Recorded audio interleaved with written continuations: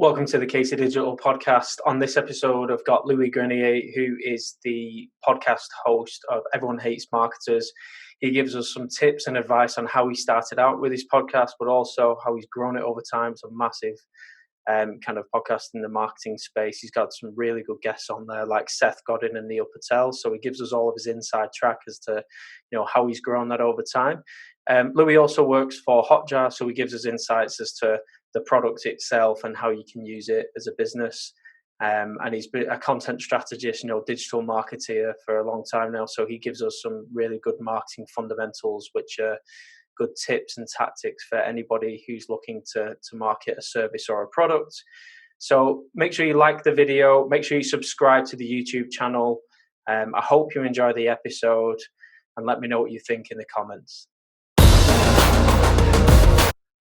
Yeah, bonjour. Thanks for having me. As you said, I run the podcast called Everyone Hates Marketers. I've been in marketing for the last 10 years. Before that, I was dying to get into marketing. I was dreaming of working for an agency and all of that. And I also work for Hotjar, which is a tool to help you understand what people do on your website. I've been working there for 3 years, and I'm the Senior Marketing Strategist there, so I touch a bit on everything. And the way I like to define what I do in very few words to summarize is that I like to fight marketing bullshit by interviewing smarter people than me to and make them talk about their the way they do stuff without using shady, in your face, aggressive marketing Stuff. Well, I've been listening to your podcast for the last probably since 2018. It was recommended to me by a marketing manager at the time. I've been listening to it ever since. Obviously, more recently, I feel like the profile of your guests has just gone up a notch, particularly with Seth Godin and Neil Patel. More recently, I've been listening to those. How has it kind of grown over time, and how did it start out, the Everyone Hates Marketers podcast? So, how is it grown? It actually picked up relatively quickly, and I can explain why, in hindsight, why it happened, and give some advice on that. So I promised myself when I started that with the luxury of time that I had, meaning like I was working full time, I had the opportunity to create something without fearing that, I need to make money out of it or use this horrible verb, monetize.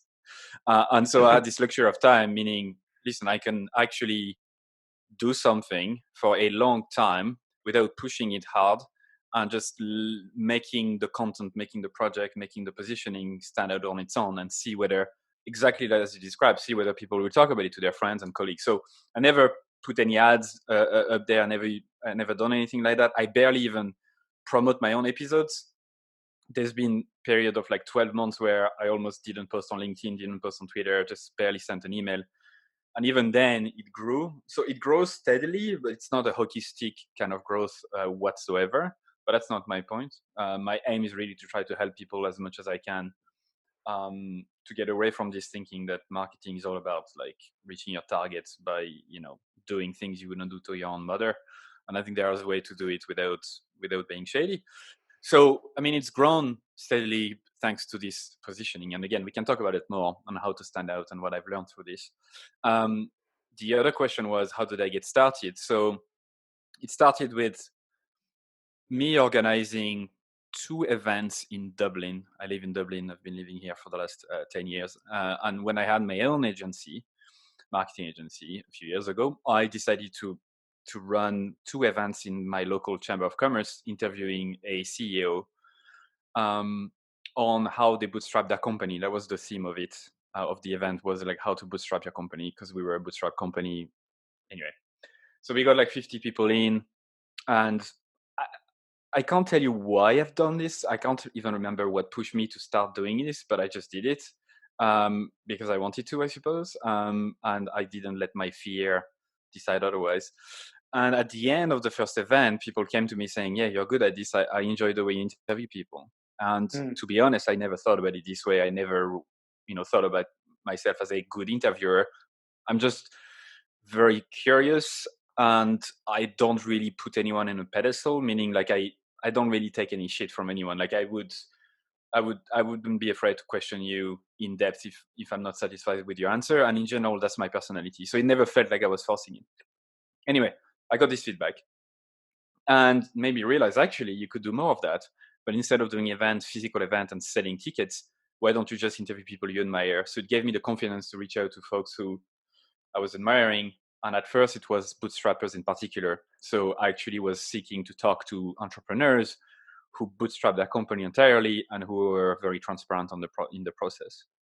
But I turned very quickly into just interviewing marketers, and I had like 10 interviews in the bag, and that's when I realized I could actually do a podcast out of it. How did you come up with the name?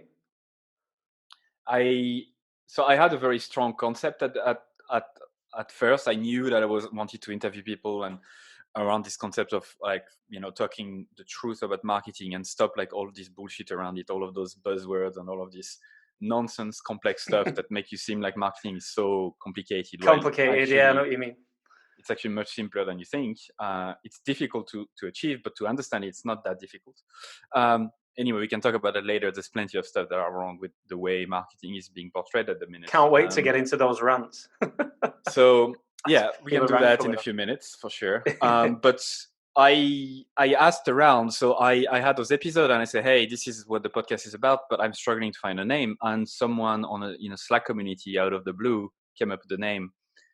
And I'm sure there were other options, but this is the one I kind of remembered and picked. And I was like, I was afraid.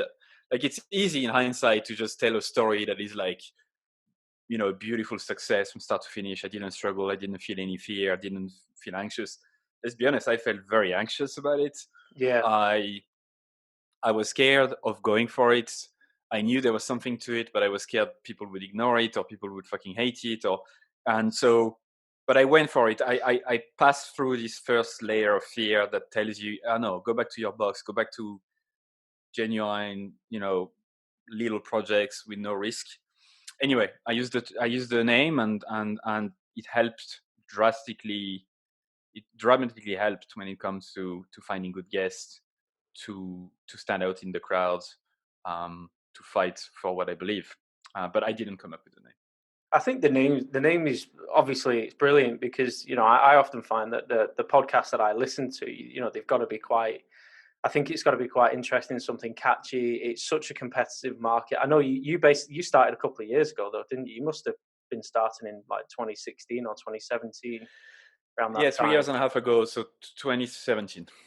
So I would say that you were probably part of maybe the first or second wave of people putting out podcasts, and then I'm more in the fourth, fifth, or sixth wave, which is choppier waters in terms of competition. But there wasn't as many back then, for sure. Yeah, and I think especially with the name, obviously it definitely stands out. I mean, what kind of in those early days, what were the big learning, learning aspects when it comes to growing the podcast as well as how, because it was essentially like a side hustle or a passion project as well as your day job. Still is for now. I'm sure it's growing, but with that, how what were those things that you learned in the early stages when you were trying to grow the podcast? So I was very eager to get feedback from the very start. And so I remember at the end of every episode, I used to record this outro saying, hey, do give me feedback. I need your honest feedback. Send an email to like feedback@everyonehatesmarketers. Tell me what you think. And I had the luxury to actually get some feedback from listeners. And I started to pick up on themes, which was interesting. So I picked up on people saying like no bullshit a lot, even though I didn't really say it myself, but a lot of people talked about no fluff, no bullshit, no fluff, no bullshit. And it's this kind of stuff where when you need to be very aware of that when customers and users and whatever just repeat certain words or repeat certain concept back to you, even though you don't feel it's that important, it means that they remember that. And that's what that's what sticks. And you need to be aware of that. So that was the first thing. I realized, hold on a second, you seem to have a way to interview people. I'd never thought my style was no bullshit. It's just me, it's the way I am. But anyway, people helped me to do that. The second thing that was very helpful was a lot of people told me, at the start I was talking about the guests and who they were for the first 20 minutes. So I was talking a lot about the experience and tell me about your first job, second job, third job, and all this stuff. And people told me actually it's not that it's not valuable, but that the bit after, when you actually quiz people very hard on, okay, you want to position your business, tell us how, but how do you do it and why and why, and like really going into step by step, talk to me through Yeah, the exact steps. People love that. And so that's why I decided to switch the format. And instead of like talking about who they were, literally start every interview with, okay, how do you do this? And fucking go for this, because that's what people care about the most. yeah. I mean, I can tell from my own experience as well, listening to the podcast. I genuinely appreciate the fact that because most people when they're being interviewed, even myself when I've gone on other people's podcasts, you do tend to give like a surface level answer, and you try to give the answer that you think people want to hear as well. And it does take a certain type of person to really give you the real answer. So often you've got to ask 2 or 3 questions to actually get to that real answer. And that was most prevalent, I think, in the interview with Neil Patel more recently, where it was kind of like, you've done some things in the past which isn't perfect, and he admitted that. And I think it was good that you didn't actually leave that, and you kind of said to him, obviously, we have to acknowledge that people have made mistakes in the past. Do you acknowledge that you made mistakes in the past, kind of thing? And I think I respect that, and I respected his answers also, because no one's perfect. Not sat here going, well, everyone's journey to success, because obviously he's a massively successful guy in our industry. But it was good the fact that you were not grilling him, but it wasn't far off, and I did enjoy that aspect. They could have done way Um, more. Yeah, But yeah. I think there's a personal brand there, isn't there, with a bit of an empire built behind it. So I yeah. think he'll always be a bit cautious around what answers he gives. So what do you like the most about running your podcast, and what do you hate about running your podcast? Well, I guess it's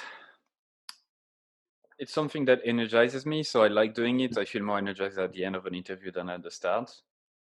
Um, and I guess I'm a student of my own podcast, so I learn from every interview. I literally every time I talk to someone, I learn something new. And even Yeah, though I'm talking about something I feel I know, I learned something new perspective, new stories, and it helped me dramatically to become a better marketer. I mean, it's just like the education I got from 160 plus hours of interviews with people I admire, people who've written books and researched the shit out of their subject, just tremendous. So I applied so many things on my own projects at Hotjar. I'm a much better marketer thanks to it, and I think this is the thing that I'm going to take away the most.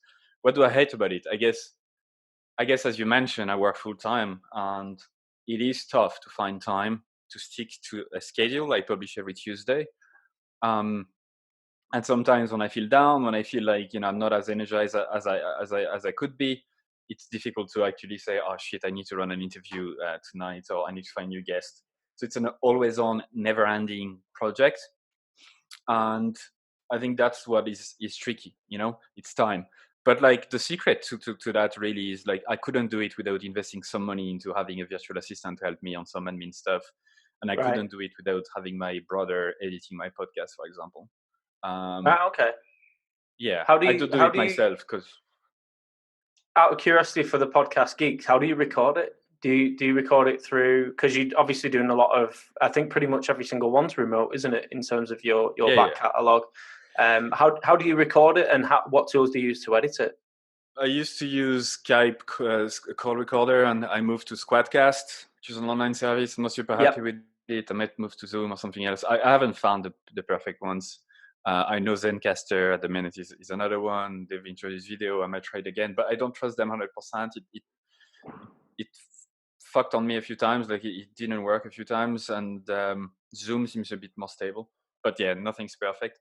How do I edit it? I don't know. My brother gets the files and does it, but like I don't do any crazy editing. I mean, I like to keep the conversations raw, Yep. so he basically adds like the music intro, and then I record the introduction with the guests while they are there, and then cleans up the file itself, but it's nothing crazy. I don't cut anything out. It's very, very rare when I have to cut something out. Yeah, So I've spoke light to some editing. people. I've spoke to some people in the past who have a podcast where they spend hours, editing the podcast, and I'm just like, I don't know why you do that. It's just, for me, I think it's wasted time. As long as the sound quality is there, the flow of a Yeah, that's conversation the is main the thing. flow of a conversation, and the quality of the content comes to it from there. So obviously, I've noticed more recently. Obviously, you've started to add in some additional aspects to your kind of, what I'm just going to describe it, personal brand, or the Everyone Hates Marketers brand, with some kind of products and stuff. How do you see the kind of, because it's a very strange time, this 2020 as we stand now. We're recording this at the end of June in 2020.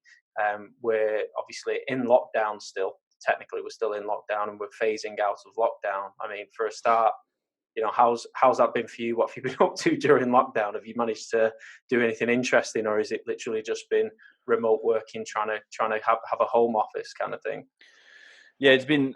I mean, feel very blessed, very lucky. Much like I think it's difficult for me to comprehend how lucky we've been. Me and my wife, we bought a house the start of the year. We've been very blessed to be able to do that. And I set up my home office then.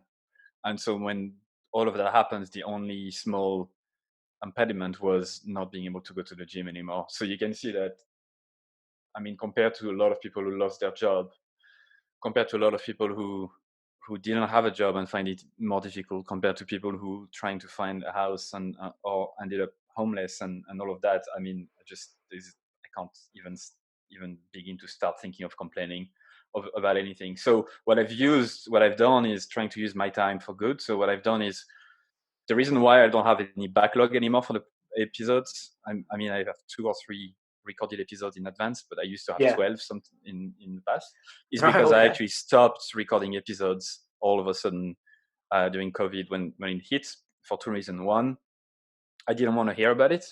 Not that it wasn't interesting, but like every single one of my guests wanted to talk about it and how to do it, like how to do X during COVID and whatever. And it pisses Yeah. me off a lot because the episodes of Everyone Hates Marketers are made to be evergreen, meaning the principles that we teach are always going to work, meaning that all of those episodes will help you even during COVID, meaning like interviewing customers, sending surveys, knowing how to do a strategy. That's going to help you during any time, right? So I never felt like the need to do like a COVID special interviews. I did one COVID episode where I just talked about how I'm handling it and what I would do, but that's it. And the second reason is because I wanted to spend some time talking to people and trying to help them out. So I organized free office hours during that time. For 4 or 5 weeks, I talked to 2 to 3 people every evening. I mean, 3 evenings a week for 4 or 5 weeks, just to help them out. People You from mean it like from a people business listening. perspective, or just from a just general public, or is it marketers No, and for people owners and following, stuff? All right. who needed Cool. help to find a new job, needed help for their business strategy and whatnot. And that was the best thing I could find. And I know I could have done way more, but again, working full time still didn't allow me to do much more than that. But I found that actually gave me a lot of energy to be able to help others at a small scale, and that's how I handled it. So, but again, I think to summarize, I'm felt very, very blessed to be in the position we were in. Ireland has managed it better than most countries. Yeah. So I think what I feel is the principles that we teach through the podcast and the principles I believe in marketing in general are a force for good. We can change the culture. We can help people do whatever they want. If folks want to use those principles to be heard when they fight against racism, for example, they can. And that's kind of what I like about what we've produced with the podcast, is that those are principles that you can use for anything, anywhere, and in a small scale, it is contributing to changing the culture, and it is contributing to the good. So, if anything, I just want to make sure that more people hear about it, because that could help them to do whatever, to fight social injustice, to fight racism, to fight climate change. There's a lot of stuff that can be done with marketing, the true definition of marketing, not the Yeah. shady, shitty advertising you see in newspapers. Yeah, and I So, think that level of I think there's going to be an increased level of transparency moving forward. I think coming out of lockdown, obviously, it's going to be tough for a lot of businesses, a lot of people as well. So The fact that you're helping people is brilliant. I've tried to help people where I can. It's one of those. I feel like this whole kind of takeover of COVID-19, of what it's done to the world. I think that it's almost made everyone reset certain things. It's made them really think about what's important, who the relationships are, who you've got relationships with, and where you need to be spending your time moving forward. I know I've certainly put a lot of thought process into that. But also, I think, cutting through that, this again, I describe it as like a surface level kind of social media veneer that has existed now in the world, where people are saying that everything's great, and I think it's definitely, this whole lockdown process and dealing with COVID I would say in the UK. I can only comment in the UK, but it's definitely brought the best and the worst out of people during this period of time. So yeah, what I've tried to do with my kind of stuff is just update people, because I was actually due to start a job on the 13th of April. So I was due to leave my previous agency and start up Right. at this new agency, and that was like the highest peak of the pandemic. So yeah, there are a lot of people in difficult circumstances. It's getting in the way of, whether it's weddings, moving house, jobs, obviously people getting ill, just in, with it in general. So yeah, it's been a strange year. What do you kind of, coming out of this now, moving forward, and how you see the principles and where you want to take the Everyone Hates Marketers? Is that still the same thing? Is it still providing that no bullshit marketing advice that's practical for people? Is that the continuation that you want to kind of go on with to the rest of the year? Yeah, exactly. I mean, the point is to focus on the people. People like us do things like this, as Seth Godin says in his latest book, which is focusing on the people who believe the same thing that I believe, which is that there is a way to do marketing in a much more ethical, honest, practical, customer-centric way, without using a lot of buzzwords, but genuinely focusing on people, interviewing them, talking to them, empathize with them, etc., etc. So my goal is just to serve them as much as I can, whatever their needs. So doubling down on the podcast, making sure more people hear it, probably digesting the podcast in different ways, so more people are exposed to it and can digest it in their own way, like potentially like creating summaries and whatnot. But overall, I think one theme I've picked up, and something I've been just very intuitively thinking about for a long time, is the topic of standing out in general.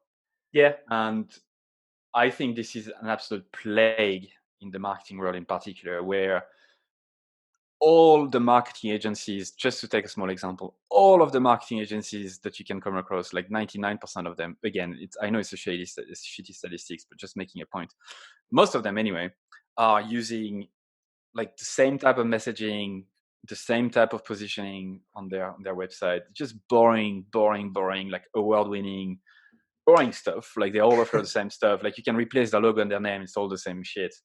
And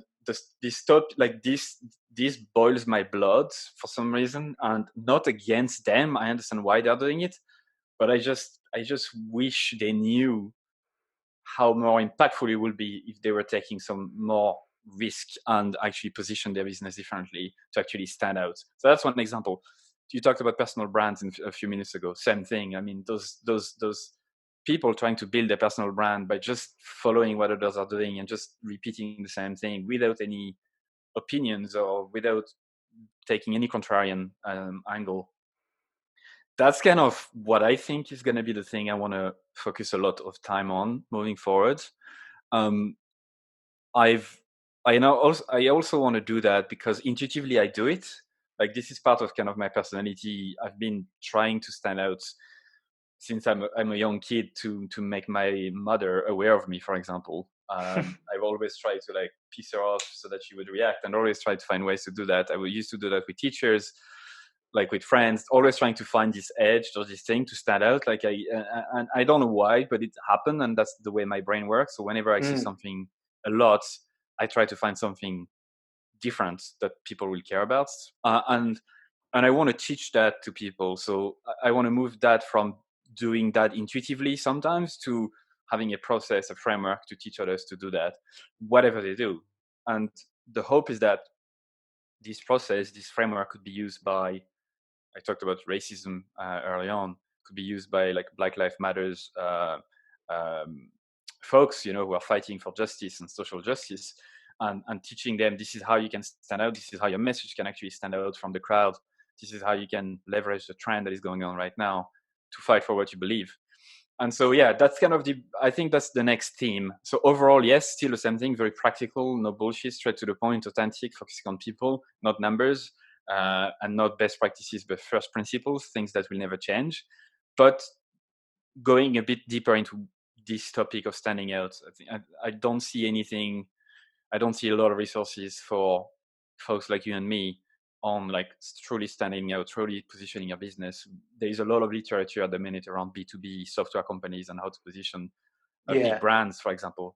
But what about yeah, the rest? What about everyone else who wants to fucking stand out? Like, how do you actually do it? And I don't find any easy answer anywhere. So I want to solve this. yeah. I think again, just referencing back to some of the podcasts that I've listened to recently. I know historically I've listened to some of the brands who are building consumer brands. Some of the business owners who are building like a Shopify brand. Or Yeah. more B2B. I know Seth Godin is absolutely brilliant when it comes to standing out, and the way that Seth's approach, I feel, is like a storytelling approach. He knows more about stories about all the brands and businesses than I'll ever know. It's ridiculous the amount of stories that he's got. He was obviously referencing the JC Penney kind of um, Yep. story over in America. But when you listen to the most recent one with Neil Patel, where he was talking about how you build up those products, the software subscription models. Every business is doing the freemium model. You can buy this product and you get that. And there are leaders out there in terms of personal brand. In the UK, you've got people like Rob Moore. In the US, you've got Tony Robbins and Gary Vee and all that kind of stuff. So it's really just trying to find out that way to stand out and to create your own version of it. I've certainly found that because I've done a lot of research around that space. um I've just found that the best way to start off is to try and give away a lot of the stuff for free.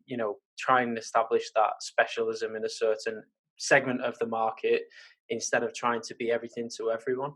And I think that's the kind of key thing that I've picked up on. But it's still early days in terms of what I'm doing and what I'm pushing out there. So Yeah, um, I'm glad you mentioned a few people, but here's the thing, though. I mean, I respect Seth Godin a lot. I've read most of his books when I was starting out. I've talked to him twice, and he's a great guy, and I love what he stands for and the way he's teaching people. But regardless, you can mention any people like you want around personal brand and standing out. I'm struggling to find an actual proper process, proper framework that people can use to genuinely stand out and know, okay, this is the right direction, this is not. Set gunning is absolutely phenomenal, but a lot of people will also say that it's not practical enough, and it goes very, very high. But then, how do I actually fucking do it day to day? And that's why I yeah, tried to challenge him in the last interview. It's like he talks about empathizing with customers and whatnot, but he just does it by imagining how they feel and testing shit out, which is a great way. But I think he's missing a big portion of it, which is you have ways to empathize with user and customers and your people in a much more active way, right? And you can merge the two. You can test stuff out and imagine and empathize, but you can also send surveys, interview people, look at trends. I mean, so there are ways to actually do research actively and practically. And there is way to stand out beyond just the concept of storytelling, which everyone is talking about. Yet a story, even a good story, doesn't mean that you're going to fucking stand out. If you're a marketing consultant selling SEO no, stuff, you can that tell a is story all you want. What Yeah, the fuck that's is it going to do to you, certainly. right? This is what I was saying. It's almost like you sat around a campfire with Seth, and he's telling you all these stories, and then what you have to do is you have to take that story, take what does it mean to you, what does it mean to your clients, and everything else, and then you have to then apply it. I think Yep. the best people I've found actually are more in the UX and dev community in terms of giving you that roadmap and that guidance. I don't know if you heard of the book Sprint from Jake Knapp. I did, yeah. He gives a really detailed step by step process on how to run a really good workshop. And obviously he's also linked with agency in Germany called AJ and Smart. And those guys are running something called Workshopper, where they literally give you this step-by-step process to run UX workshops. So it's less prevalent in marketing, and I think people like Chris Do as well, they're giving away literally step-by-step guides, because there are so many different kind of subsets. If you call marketing, it's such a massive mammoth of an industry. You actually need to break it down. So yeah, I mean, I'll be interested to see how you kind of continue on, with that journey, and try to break things down with people. um I just wanted to touch on very briefly as well, Hotjar, because most of the people who are listening to this podcast will have either heard of or use Hotjar. I use Hotjar with all my clients.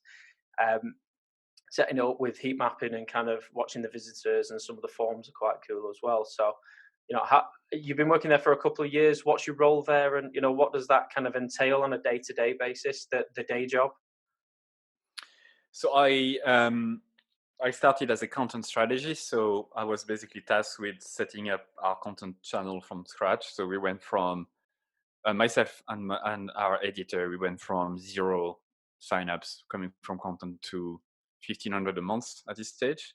Nice. And so it is now a channel we can control that is driving a good amount of signups. Overall, most of the signups come from sources we don't directly control. So word of mouth is still very strong for Hotjar. We are a market leader. And one of the principles of marketing is called the double jeopardy law, which is the lower your market share, the less people will be loyal to you and the less they will talk about you. And the higher the market share, the more people will be loyal to you and the more they'll talk about you. So we benefit from this very natural law of being a market leader, and we're very lucky for that. So started as a content strategist, and then moved on to being a lead, meaning to manage a small team. And then I moved on to going back to being an individual contributor, because this is what I'm the best at. I don't really do management. I prefer to focus on my craft. And so now I'm a senior marketing strategist, meaning that I basically touch upon a lot of stuff. So whenever a new project needs to be started from scratch, I usually am the one doing it. But I did a few stuff in product marketing, but I moved back to more like the demand generation, bringing awareness to Hotjar type of thing. So in the concept of standing out, and to give you an example of what I've done recently, was to create a virtual event. Now every single brand in the world are creating virtual events, and we wanted to do something different and to truly stand out. So we've decided to do, instead of doing 1 hour long, boring, salesy, Webinars. webinars on like where you only have 5 minutes of actually interesting stuff and the rest is sales. We actually cut to the bullshit and cut through it, and forced everyone to speak only for 5 minutes. So we created a 5-day event, 5 talks per day, but each talk was 5 minutes only, around the concept of e-commerce user experience, because that's where most of our customers are. That's been a Yes. very, very big success. So we got 15,000 attendees through it. A few signups, hopefully, but also a lot of buzz, a lot of people talking about it. And I guess this is, again, a concept of I obsess over this idea of standing out, and I hate doing something that everyone else does. And the Yeah. game was, let's try to find something new there. And we just used reviews from people who I basically looked at a lot of LinkedIn posts around virtual events, trying to find common threads of what people hate about them. And most of the people hate this kind of salesy 1 hour boring webinar format. So we took the opposite approach, and it worked. So that's what I do roughly. I also done a lot of research on our positioning of Hotjar. So we moved away from all-in-one analytics and feedback, which was our description, category name, to Yeah. behavior analytics only. And I've done a lot of work on that. And now we position ourselves as the easy way to get insights you cannot get from traditional analytics tools like Google Analytics. And this has worked really well for us. For me, I've always found Hotjar to be that kind of really attainable tool that isn't too complicated as well. Like 'cause I've actually used things like Crazy Egg and some of the other tools that are out there, and I do use Google Optimize as well with a lot of my clients. But I've always found Hotjar to give us just that really simple snapshot of what's working, what's not working. My previous agency was a photographic video. They did brand and creative as well as digital, so I ran the Mm-hmm. digital department there. And yeah, what I actually used it for was giving clients feedback on what photography was working, what photography wasn't working. So it was a user experience design feedback from content, but then also what it allowed us to do was to then brief on what content actually should be created. So I don't think it's just UX people that use it. I think there's like a wide variety of different types of people that use it, from marketing through to content creation, photography, etc. Obviously, there needs to be that link in terms of you need to know how to use the tool, etc. But it's that easy to use. What do you see the future being for Hotjar then? Because I'm quite interested in that whole space. Because there's a lot of competition, and it's how do you stand out?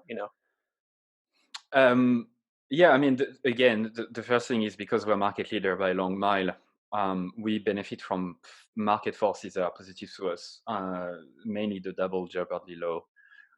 So that's one thing. The future is to simplify our offering even further, to double down on the fact that, as you said, it's easy. That's what people tell us: easy to install, easy to set up, easy to Yes, make sense of. absolutely.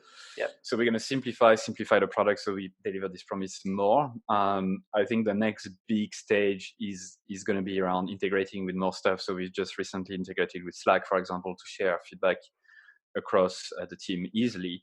But the other thing is really about making this bridge between traditional analytics and Hotjar to live up to our positioning. We know that people use Google Analytics and Hotjar together. They have to. You can't make sense of data just by using one. You need both. And Yeah. so building this bridge, making sure that people can digest information through analytics and then use Hotjar to dive into what people actually do on your website is kind of the next frontier. And the category is fairly new and it needs to be consolidated. This category of behavior analytics, you mentioned Crazy Egg, but you have Full Story, Content Square, Mouseflow, Lucky Orange. But it seems like things will start to consolidate a bit more as this category matures and as more people hear about us. A fun stat, actually. I mean, that was from research 9 months ago, but I doubt it's changed that much ever since. Do you know what's the percentage of websites using Google Analytics that use a behavior analytics tool like us? As well as Google Analytics? Mm-hmm. What Probably would you say? 20%. 20%? Yeah, it's pretty close, 25%. Yeah. Yeah. So 75% of folks, of companies' websites, it goes slightly higher as the website grows.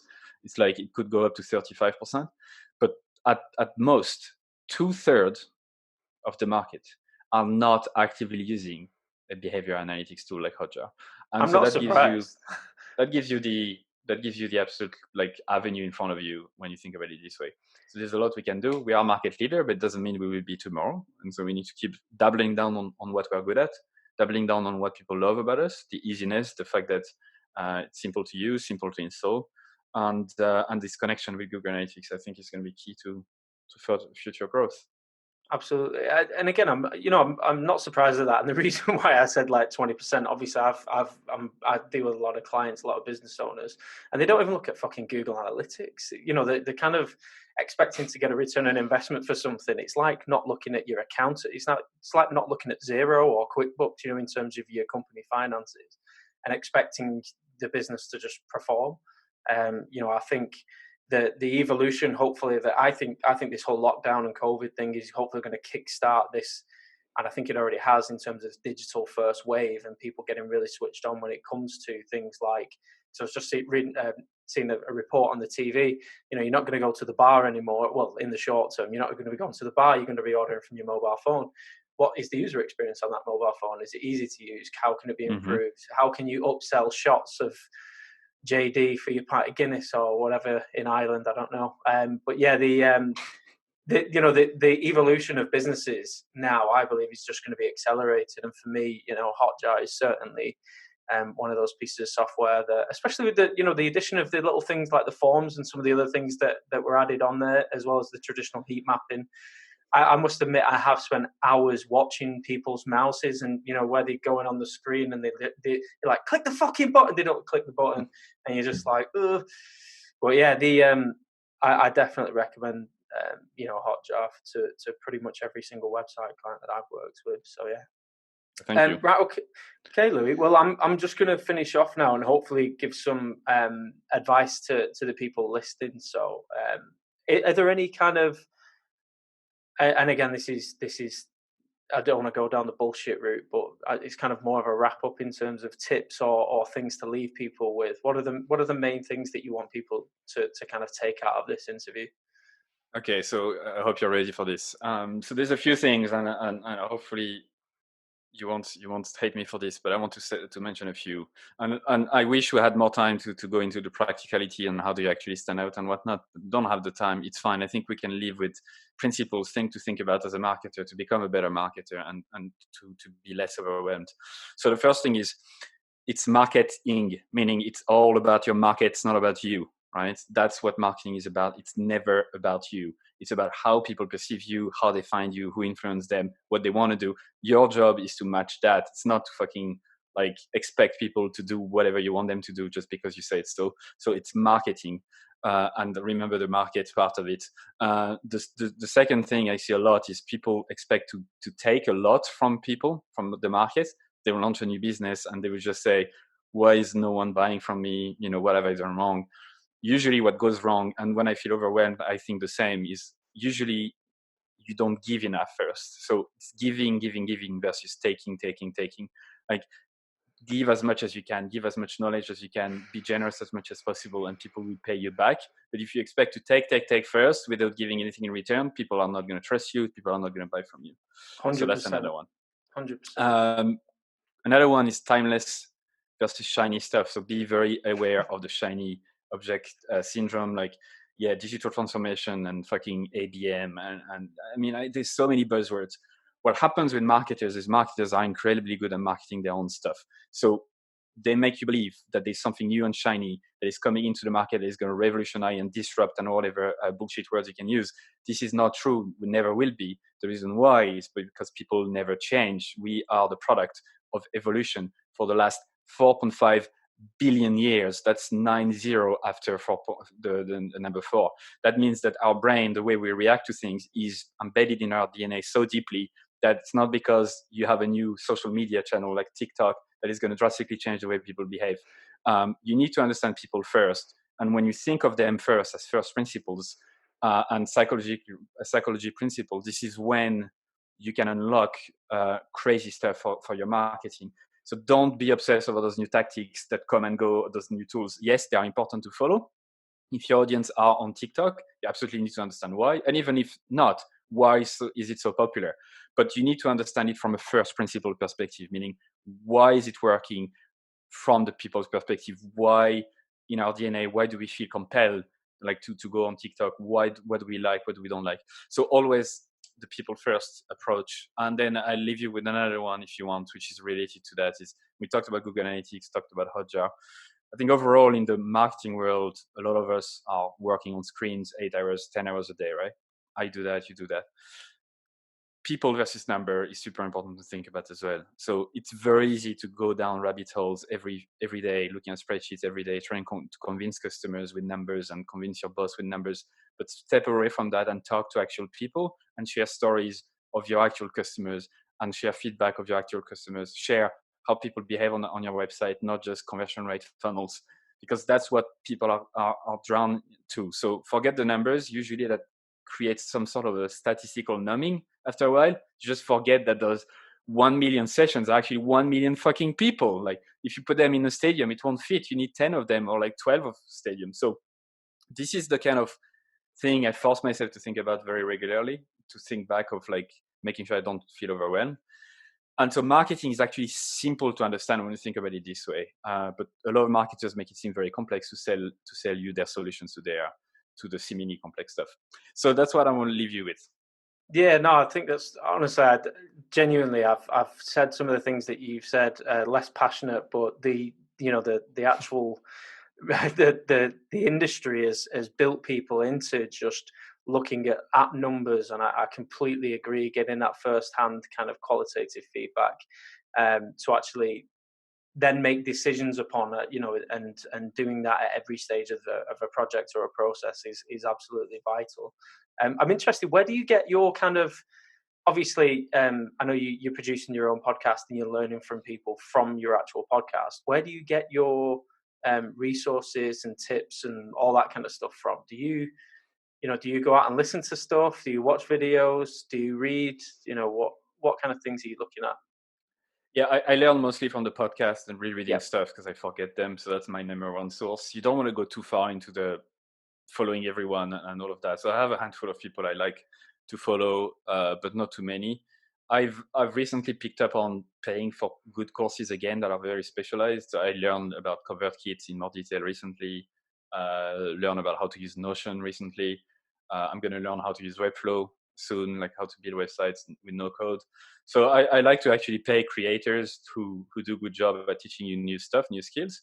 But I don't I think there is a stage where you need to stop seeking new information, because when you focus on first principles, there is not much more you can learn apart from just doing it yourself and see what sticks. So there is a balance. But yeah, that's usually my number one source by a long mile are the people I talk to and the resources they mention. Yeah, I can echo that from my own podcast, and obviously this episode as well. Getting a lot of feedback from yourself.